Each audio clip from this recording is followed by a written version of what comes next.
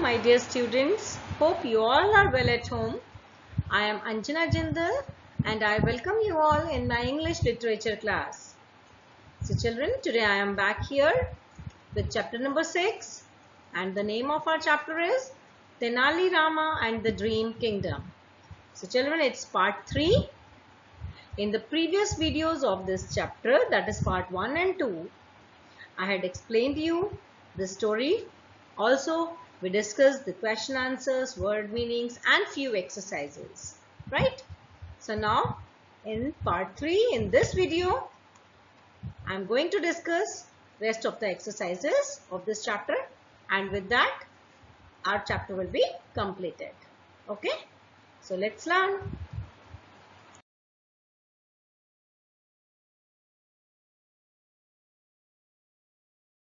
So children, here is the exercise word wall and the question is based on workplaces. Okay, like in this story you came to know about the king and its court, no? Yeah, king and his court. So what is a court? A court is where a king conducts the affairs of his kingdom with the help of his ministers, isn't it? Yes. So court is a workplace for king, no? Yeah. So same way, see this question. Here are a few more words for different places. Write the names of these places under the correct pictures. So children, here you have to just see the picture and then you have to identify the workplace. Okay. A box is given here, no? A help box you can see. So you can find the words from here and you have to put the correct word under the given pictures. Okay. So let's see the first picture. So this picture is related to which workplace? Just see. Yes, it is related to studio. Correct. It's studio. Now let's see the next picture. Now this next picture is of gymnasium. Yes, it is of gymnasium. Now the third one, this picture is related to theater. Yes, so write a theater. Now the next one, yes, what this person is doing? Yeah, correct. This picture is of restaurant. Okay. Now let's see next one. This picture is of workshop. Yes, so write down workshop here. Okay. Now here's the last picture. This man is testing something in a test tube. Yes, so this picture is related to laboratory. Yes, so you have to write down laboratory here. Okay, so this way you have to do this exercise in your book only. Okay.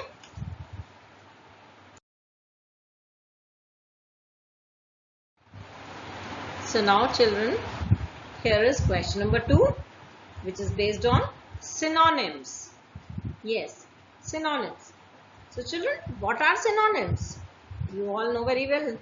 Yes, synonyms are the words which are similar in meaning, isn't it? Yeah, the words having same meaning. Yes. So let's see the question. Here are a few words from the story. Find 2 synonyms for each word from the help box and write them under the word. You may use the dictionary to help you find the meanings of the words. So children, you can see here a help box is given. Isn't it? Yes, this help box is given to you. Yes, and you have to find 2 synonyms for each word. Each word means these words are given here, no? Like glittering, beautiful, courage, amazed and foolish. These words are given. So you have to find out the synonyms for these words from the given box, given help box. Okay. as one synonym for the word glittering is already given to you here. It is mentioned as shimmering, right? Glittering. Another word for glittering we can use shimmering, right? Yes. So similarly, just find out another word from this help box which is similar in meaning with glittering. Just find out. Here it is, sparkling, isn't it? Yes, you can write sparkling. Now, let's see, the next word is beautiful. So, the words which are the synonyms for beautiful are, from this help box you can find out now. Yes, pretty. Yes, and another word, another synonym can be lovely, right? Now the next word is courage. So you have to find out the synonyms from the box for courage. Okay. We can write as daring and bravery. Yes. Now our next word is amazed. So for amazed, again check the help box and find out. Yes, it is surprised and astonished. Yes, astonished. Now see the last word, that is foolish. So just two words are left now, silly and unreasonable, isn't it? Yes, and they are the synonyms for foolish. Yes. So write down silly and unreasonable. Clear? So this exercise also you have to do in your Mulberry book very neatly. Okay, children? Yes. Now let's move to the next exercise. Now children, now this exercise is based on grammar time. Okay, it's grammar time and this question is based on indefinite pronouns. So children, indefinite pronouns. First of all, let me tell you what are pronouns. So you remember that pronouns are the words which are used in place of nouns, isn't it? Yes. And what are indefinite pronouns? Yes, indefinite pronouns are pronouns that do not tell us about any specific person or thing. The indefinite pronouns like anyone, everyone, someone, no one, nobody, something and nothing. These indefinite pronouns are always singular and are used with singular verbs. Okay, this you have to keep in your mind while doing this question. Okay, like the examples I can tell you, like everybody is present. So everybody, it is a singular one. Okay, this indefinite pronoun is singular and it will be used with singular verb. So everybody is present. Is a singular verb, no, helping verb. Yes. Like nothing is working. Has anybody found my book? Somebody is talking very loudly. Understood? Okay, now let's start with the question. Then it will be more clear to you. See, the question is, pick the correct sentence in each pair. One has been done for you. So children, here, see, 6 pairs are given to you, right?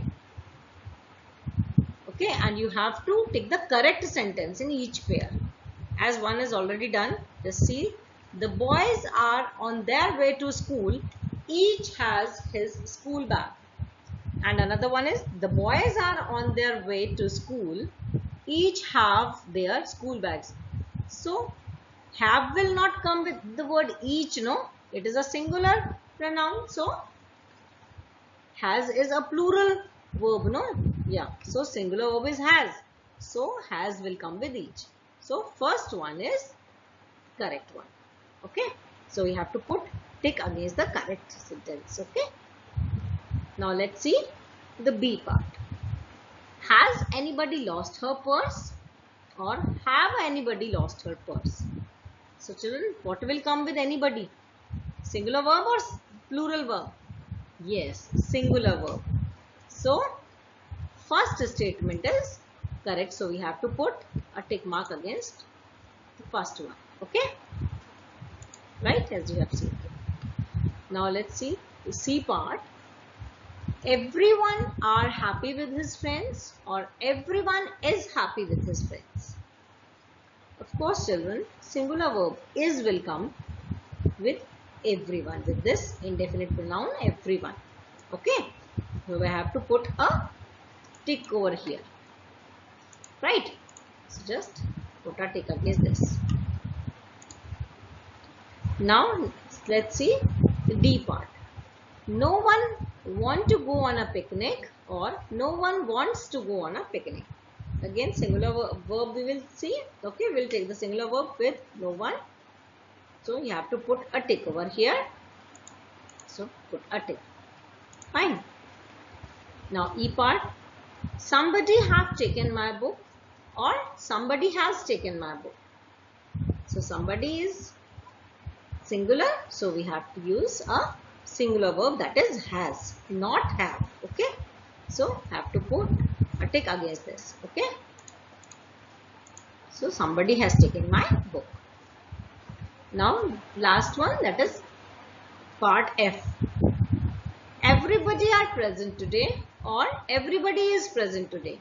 Singular verb is, not are. Right. So we have to put a tick against the second sentence. Okay. So this way you have to do this question. This also you have to do in your book very neatly. Okay. Now children, let's see question number 2.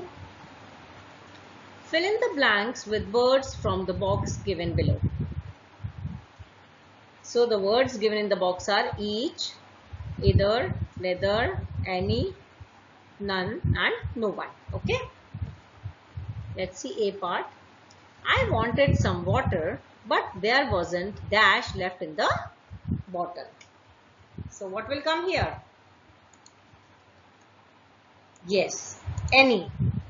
Okay, I wanted some water, but there wasn't any left in the bottle. Correct. Now the students are going to the art room. Dash student has a box of crayons. So just find out the word. Yes, each. So the sentence will become as the students are going to the art room. Each student has a box of crayons. Now the C part. I like both the books. Lend me either of them. Yes, just write down either of them. So I like both the books. Lend me either of them. Now D part. Dash of the sisters is present in class. So neither of the sisters, isn't it? Neither of the sisters is present in class. Now next one. Dash of these roads led to the children's park. Yes, none of these roads. Right?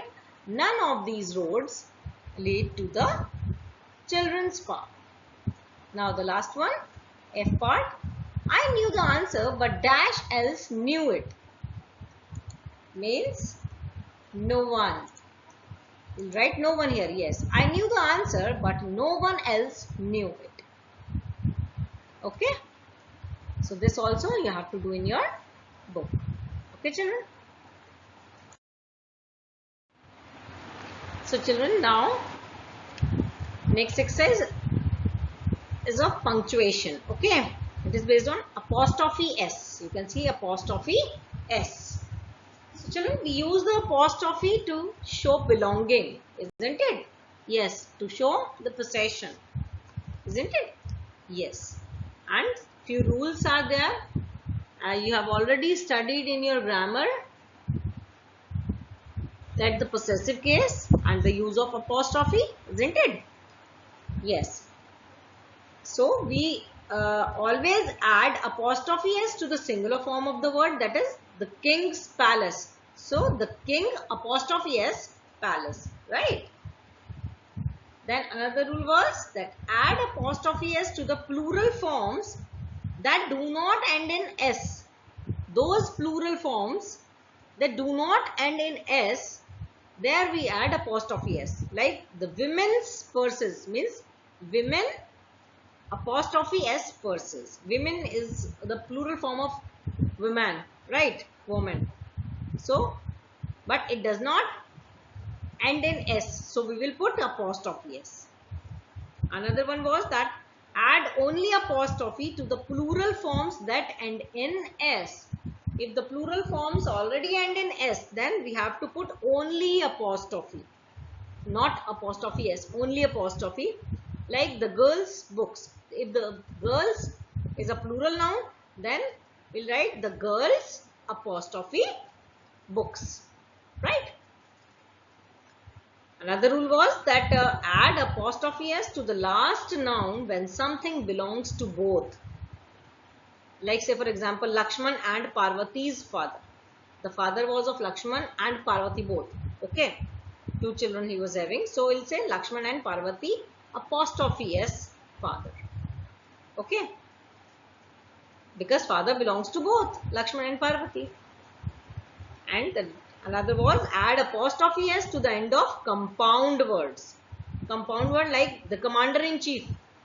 So if the uniform is there, if we are talking about the uniform of commander-in-chief, then we will put apostrophe s at the end. Like commander-in-chief apostrophe s uniform. Commander-in-chief's uniform.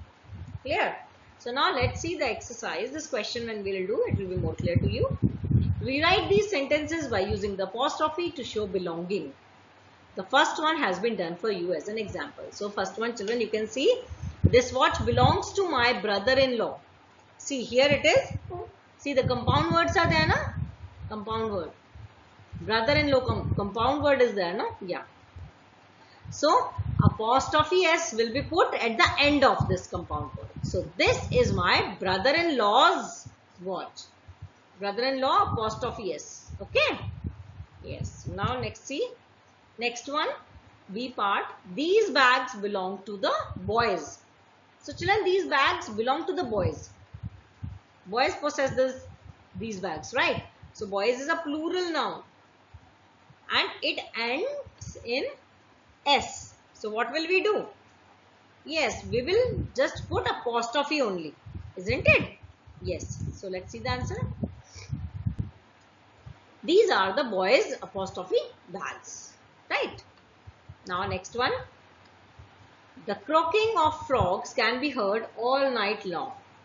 The croaking of frogs. Again, frogs is a plural noun. Let's see. The frogs apostrophe. Right? The frogs croaking can be heard all night long. Now, the D part. The smile of a child is beautiful. Smile of a child. So, child's smile, isn't it? Yes. So, the child's smile is beautiful. Next one. The wings of a butterfly are pretty. So, the wings of a butterfly. Butterfly is the singular noun. So, butterfly's wings. Butterfly apostrophe s. Let's see. Yes, the butterfly apostrophe s. Wings are pretty. The butterfly's wings are pretty. Right. Now the last one. These books belong to the girl. So these books belong to the girl. Girl is again a singular noun. So we will say girl's books means girl apostrophe s we will use. Isn't it? Yeah. Let's see the sentence. These are the girl's books means these are the girl apostrophe s books. Right? So this also you have to do very neatly in your book. I hope you all understood this. Okay, let's move to the next exercise, next question. So children, now here in this question, see, read the sentences given below, underline the word contractions and put apostrophes in correct places. Okay, so here this question is based on contractions. Yes, we have to put apostrophes in the correct places. Okay, so see a part, he wouldn't tell a lie. So where we have to put apostrophe here? The contraction, the word contraction is wouldn't, right? Yes. So how we'll have to write? Yes, we have to put apostrophe after N, isn't it? Yes.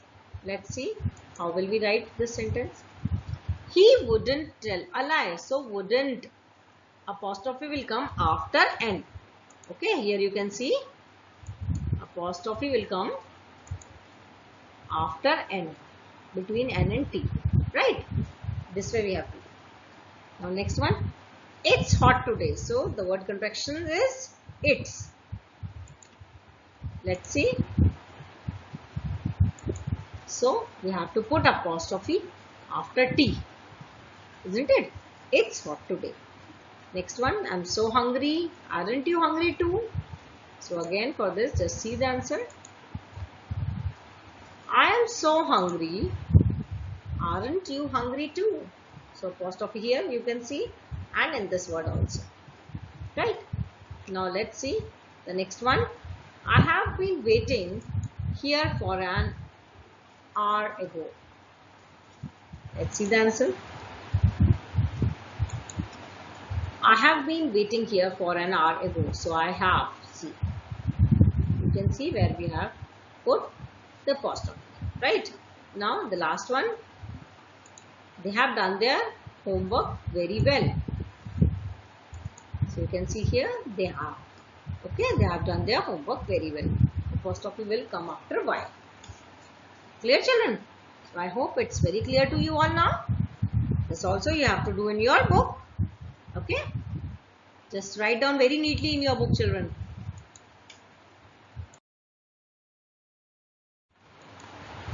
So children, now it's the time for home assignment. I hope you all have understood all the exercises, the whole chapter very well. Okay. So now it's your home assignment. It's writing part. Okay. Write well. It's a composition. The story describes the palace the king saw in his dream. Yes, the story describes the dream palace of the king, no? Yeah, which was floating in the air. It was very beautiful, isn't it? 100 rooms it was having. Yeah. So think of your idea of the perfect classroom as the king thought of the dream palace, no? Yeah. So you also think of your idea of the perfect classroom. What does it look like? Is it colorful? Does it have desks or tables? What else does it have? What kind of a board does it have? And what are the things that you would see on the walls of your perfect classroom? So you just can think about all these things, no? Just for your help, some questions are given. Okay. So this way also you can think of your perfect classroom. Just the idea of a perfect classroom according to you. Isn't it? Yes. So you have to write a composition describing your idea of the perfect classroom. Also draw a picture of the classroom to illustrate your composition. So this is your homework children. And now with this the chapter is completed. Okay. So thank you for watching. Bye bye. Take care.